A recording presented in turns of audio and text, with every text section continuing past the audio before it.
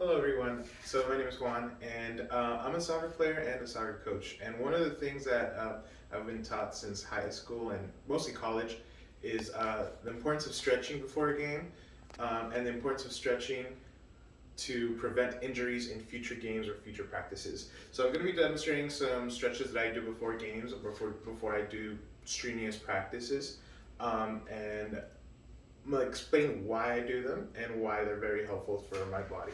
So one of the issues I've been having is hip mobility problems. My hips have been a little tight when I've been playing. So one of the stretches that I do before games and after games to feel more loose before games and to prevent injuries after games is I do the stretch where I spread my knees a little bit. I bring my arms together, my elbow here, and I kind of just lean back, and you should be able to feel a pull right around your hips, above your thighs, above your quads. You hold there for about 10 to 15 seconds, shouldn't hold for too long. Another stretch that I do that is very important, I think for me specifically, since I kick the ball a lot and I'm moving with my legs a lot, is for my hamstrings and my quads. So for hamstrings, I do a stretch where I first lay out my leg here. My foot is planted on the side like this, my toes up facing outward. I put a little bit of pressure right here on my thigh, and you should feel it right on your groin area going into your hamstring. Feels good. Hold there for about 10 seconds. And then you come down, you bring your butt close to your other leg, you point your toes up, and with your forearm, you press down on your thigh. And that should put a little bit of pressure. You should feel a pull right here on your hamstring. You do that for about 10 to 15 seconds or whatever feels comfortable. And then you do that as well on the other side. Now, I always tell my players to stretch, especially my high schoolers, because since they're moving, their bodies are changing, and now they're becoming more adults.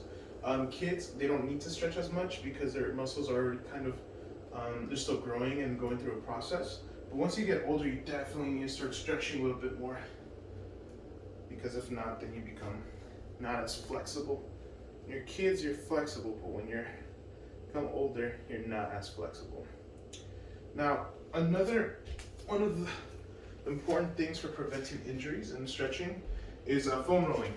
So for foam rolling, there's a lot of stretches, but I'm going to show one of my favorite ones. And again, it's for like hip mobility and my hip flexor.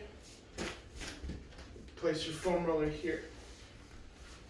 You lay on your side, right about where your hip meets your torso.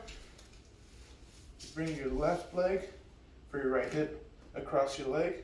Lift up your leg here, elbow on the ground, and you just roll right there. You can roll for about 30 seconds to a minute. You don't have to roll too much. It doesn't have to be at a fast pace. It's nice and slow, just to feel comfortable and just to open up your muscles and loosen things up. I like to foam roll the night before a game, just to loosen up and have a good night of sleep. And that way when I wake up, my body feels nice and refreshed. The next one I like to do for my quads, and go to the edge. I put my quad just on the foam roller, almost together, and lift up my left leg and just roll right there. 15 to 30 seconds is all you need. And after that, you should be feeling nice and loose and refreshed. And so yeah, that's some of the stretches I do and some of the exercises I do on foam rolling before a game.